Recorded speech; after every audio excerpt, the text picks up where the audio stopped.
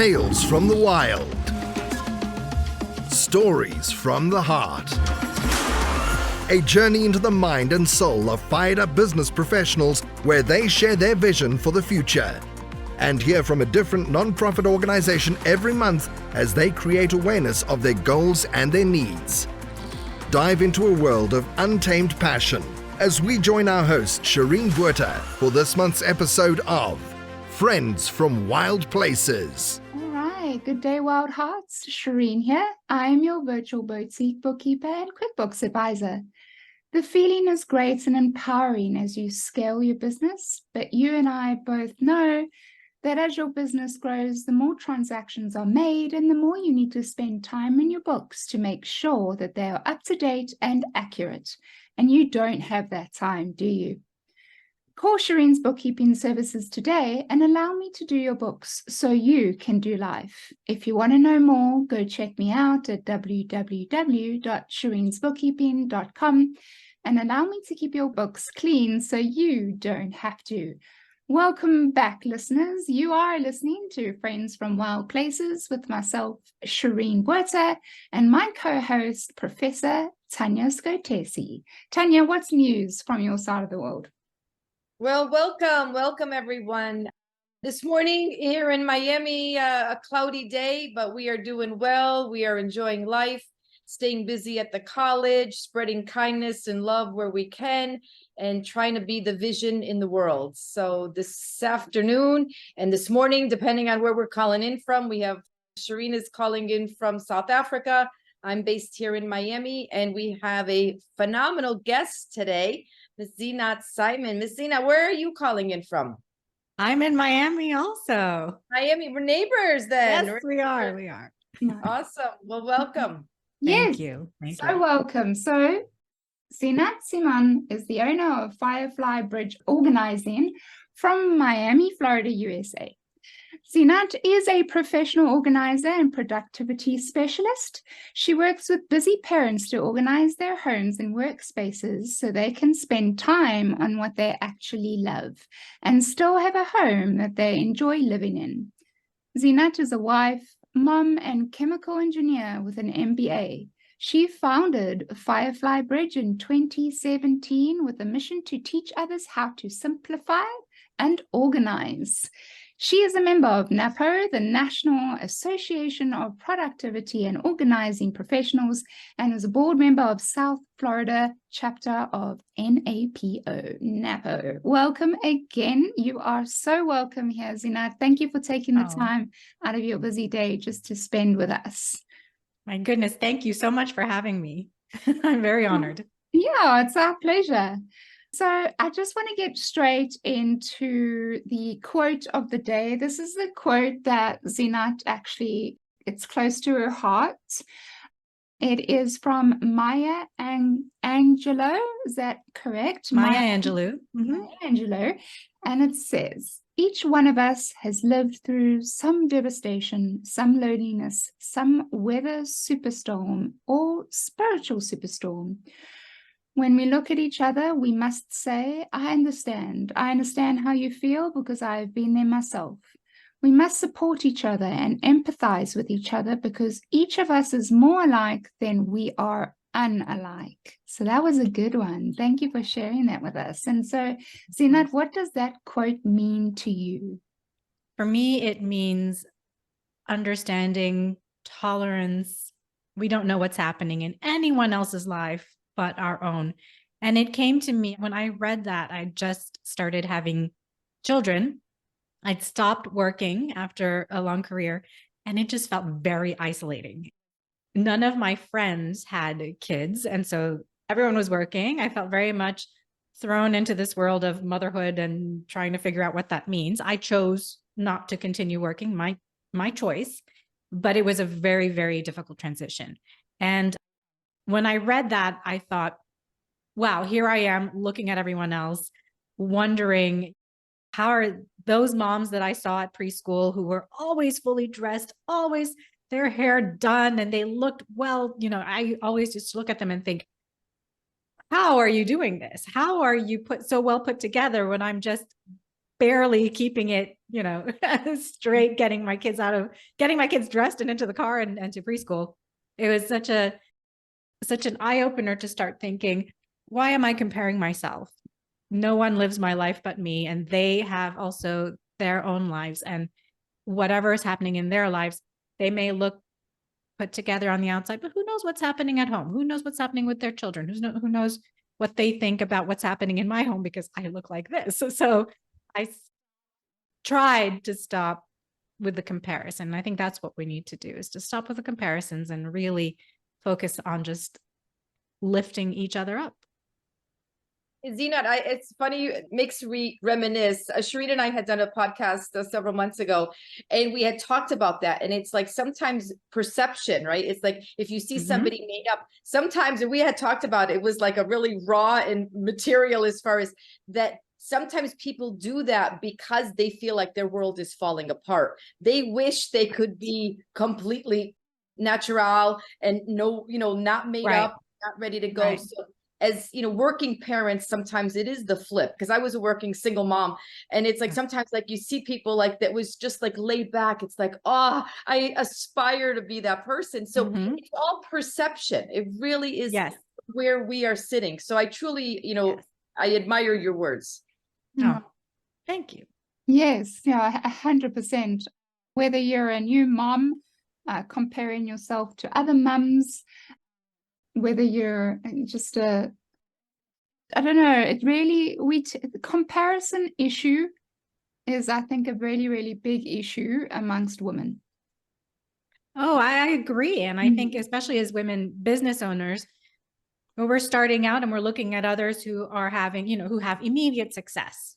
Right. And we're looking at ourselves thinking, this is not me. I'm not making it. Maybe I should just quit. Maybe I should just, figure out something else because they're doing great and I'm not. What's happening? Right. But business is business. And we understand that everyone has their own path to build their businesses. Absolutely. And I think it's a really very long dark down if you start saying, well, why am I not there where they are right now? I'm working really hard. Why don't I have the success that person has, and that's a very dark and long tunnel to go down, and you need to stay away from that, because as you said, Zeenat, everyone is walking a different journey, and no one else can walk your journey is always what I say. There's only one of you, and we need to just, respect the walk and the journey that we're on.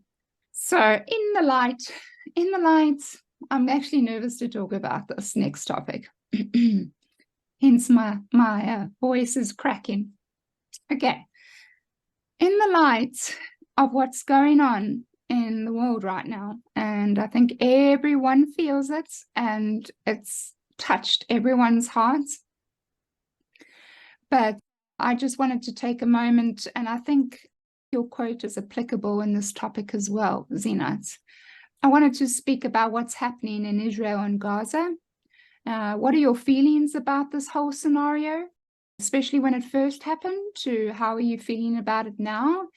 And how is it affecting you? And I just want you to know, and everyone that's listening to understand, that this is a time to speak your truth and share your opinion. This is a safe space for everyone. So there's no judgment here. And I only want respect and love. So no hate speech, please. But yes, I just want us to talk a little bit about it. So Zeenat, as our visitor, please share a little bit about your thoughts on this whole thing.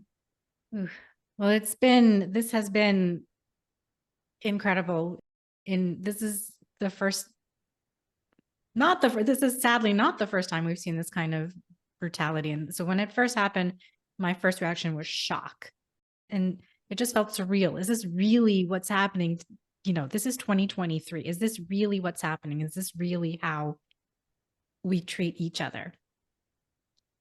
I was flabbergasted that this could even happen, that anyone has it in their hearts to do something like this. And so, I've had a chance to sit with it for a few weeks, and I am, history repeats itself, but why? This is in my mind, it's why does this continue to happen? Why have we not learned? Why are we not able to find some sort of understanding, some sort of compromise? And I know, sitting here on my side of the world, I can say that, and I know that living it is much different than seeing it from over here. But I look at this type of brutality and I can't understand it. It makes me so sad. And I think about, so my kids are older, they're high school and young adults. And so they're able to see this and process and understand, and we talk about it. But for, the younger kids, how much of this do we want them to understand what's happening? But how much of the raw brutality of it do we share with them? I never want them to feel numb to violence. I want them to understand what violence is. Even when they were young and things had happened in the world, school shootings and other crazy violent events around the world, I wanted them to know what was happening in the world and kind of the reasoning behind it, that the way that I understood it in any case. But I also didn't want them to feel like this is part of life. This is what's going to happen. I have hope that at some point, maybe not in my lifetime, but in their lifetimes, that things will be different. People will think and feel differently and communicate, dialogue with each other differently. And that hasn't happened in the past 80 years, that nothing has really changed in that part of the world that I can see. So it's hard. It's hard. Yeah. And yourself, Tanya? It's when you look at people, right? And people from all walks of life, all nations, and everyone has, as you mentioned, Zeenat, very eloquently, a perspective, right? So we sit back from our viewpoint, from our perspective. But when you look at leaders, world politics, world religions, it's so much above the average common person, right? So I think that's what we're sitting back as the one individual or a group of people looking at what's happening and saying, what can we do to make a difference?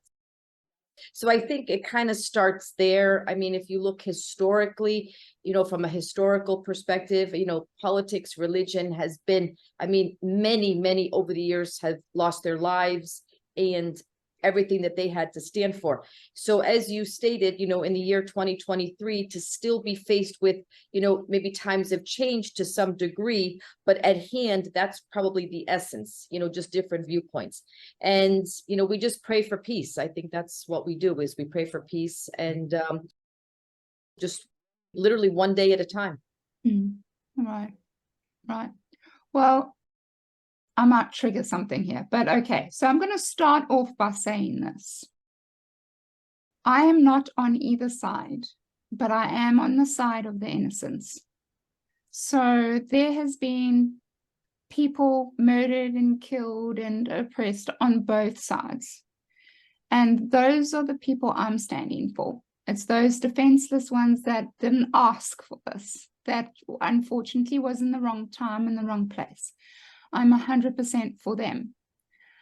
I do not and don't understand someone that can come to me and go, well, I rape and kill those people because they oppressed me, because they did horrible things to me, because they tortured me, and they deserve it. So I'm going to go there and I'm going to do the same things back to them, or even worse. I cannot and will not condone that in any way, shape, or form. I can't, because goodness knows we have all, and more others, have been horribly oppressed. Horrible things have been done to them. But you still decide, and you still have a choice on how to react, despite what has been done to you. And I think we forget that everybody has a choice at the end of the day, and you can still have a choice, no matter how much you think that might have been taken away from you.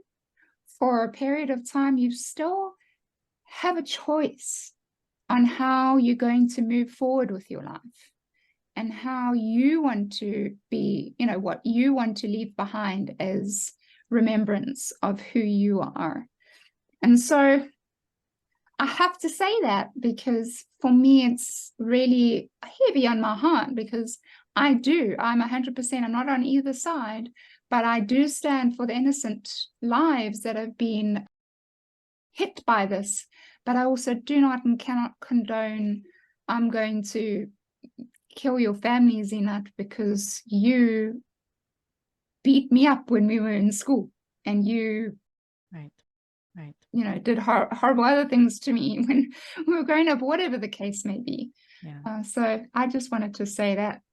I don't know if that might, if that triggers anything further from you two, but that's my feelings on it. Mm-hmm. No, I just think, as we said, sometimes, people get triggered by watching media and feel that they have to pick a side when that's not really even what's being offered. It's our choice to stay, and we can process and, choose peace for humanity. Agreed. Exactly. And continue to be hopeful that the lessons of hate and violence don't continue from generation to generation to generation, because that's what's happened. That's history. And, you teach your children, but I also teach my children to, right. There's a world of opinions out there, not just mine. So let's listen to a number of opinions before you formulate your own. But of course, we can't have that influence on everyone in the world. And so that there's a perpetuation of thinking that at some point has to change. And I don't know how to change that. I wish I did. Keep being hopeful. Yeah, exactly. It's not an easy thing to fix. As you said, it's thousands and thousands of years. And that's been going on. But it can start with you. Little things can start with you, and you just got to keep on doing what you're doing, Yeah.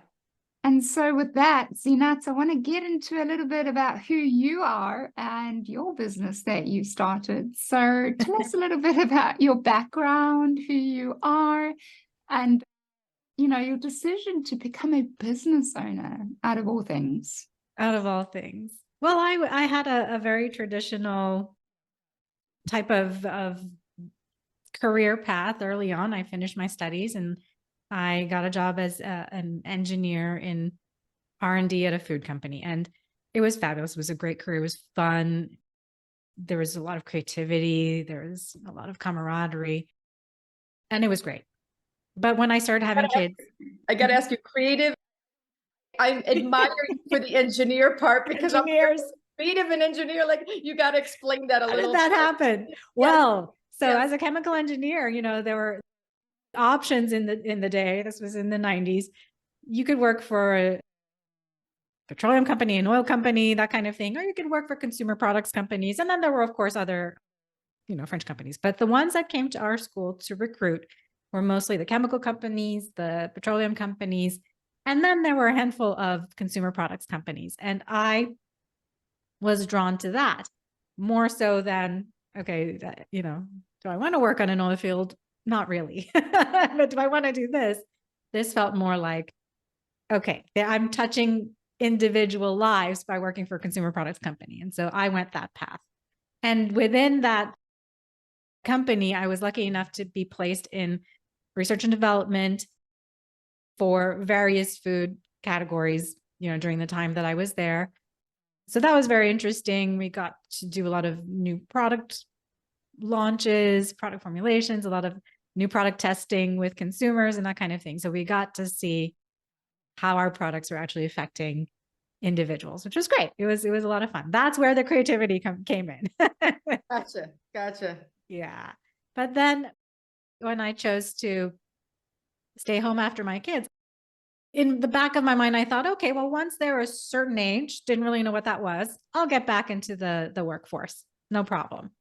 So stayed home, had the kids. I, loved being there to take them to school, to bring them home from school. The after school time was fantastic. I loved, doing the after school routines with them. And then as they grew up, they had their after school activities and things. And so I was a chauffeur, multiple kids, multiple places. And then at some point, yes, they grew up. And then I thought, okay, so is this the time for me to get back into the workforce? Because honestly, once they're more, they can sustain themselves. Right. I am not a person who likes to, I want to be home to organize my house every day, or I want to clean all day, or I want to cook all day. That's not really me. And so I really wanted to do something else to have impact outside of my own home. And so I tried a few different things, a few kind of like side gigs, side jobs that I did a lot of volunteering in between, especially while my kids were in school, did a lot of volunteering while they were in school, very young. And then when I decided, okay, let me think of something that I want to do, the last thing I wanted to do was to go back to, in office or in lab job working for someone else, because I knew that I would have very little flexibility. And I wanted still to be able to, if my child has a performance in the middle of the day, in the middle of the afternoon, I just want to be able to go, pick up and go. I want to be able to pick them up from school and bring them home. That after school time is so precious with them. They tell you all their stories. And if you're lucky, they'll tell you about what happens at school. So that was still interesting to me. And I couldn't figure out how to do that in a typical, regular, quote unquote, job. And so I started looking around, well, what could I start on my own? Thinking only as if it was going to be this very, small part-time thing while the kids were in school. And all during this time, while they were very young, we moved around a lot with them, multiple times with them. We had, boxes that had moved from our very first move that hadn't never been opened in 10 years. I would just push them into closets. And I started feeling very overwhelmed by everything that we had in our home, and also overwhelmed by everything that was on our schedules, multiple practices, lessons, this, that for everyone. And so much so that I started kind of losing myself. Like, why am I here? What am I here for other than raising these beautiful kids? But like, what else? And so I realized that I wanted to just simplify everything so I could start to think and feel about what is it that I want to do. And that simplification process for me took a long time, because I couldn't understand how I could just get rid of stuff. And I needed to get rid of stuff because it didn't all fit. We were cramming stuff into closets, drawers, and nothing was ever organized. The laundry was always behind. I was always behind on the laundry. Things were just upside down. I felt actually a lot of angst and maybe even like embarrassment and shame about having people in my home because of the way that it looked. Not because of the home that it was, but because of the clutter. There was always something, papers and toys and random things everywhere. And I couldn't figure out why. I'm an intelligent person. I worked in a very technical field. I knew how to do all these things. Why couldn't I just get a handle over my stuff and my home?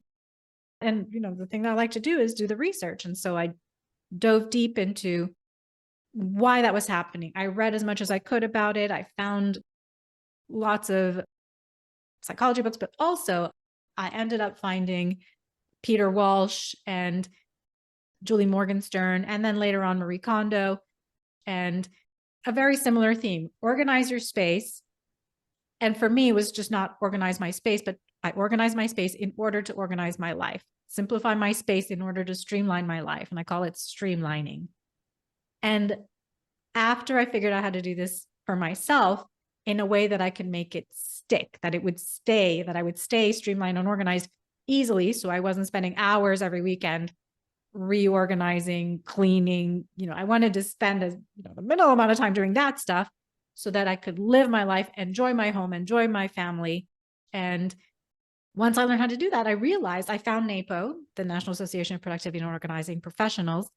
And through their education and through their association with other professionals doing this as a job, I realized this is an industry. I could do this as a job. I would love to do that. And so I started my business again as a hobby, thinking this was just going to be like a short-term thing until I found what I really, what my real job was going to be. But this ended up being the thing that brings me joy, that brings me, this feeling of accomplishment when I'm able to teach others how to streamline their homes. And I always say that my goal is once I've taught someone to do this, and for some people it takes a day, for other people it takes months, but whatever it is, however long it takes for me to be able to pass on this knowledge to you, you should never need an organizer in your home again. You will be able to do this because you'll know how to streamline your life and keep it that way for good. So that's how I became an organizer.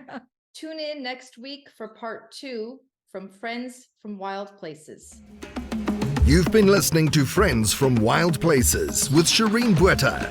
Be sure to subscribe to the podcast from the links to catch every episode and unleash your passion.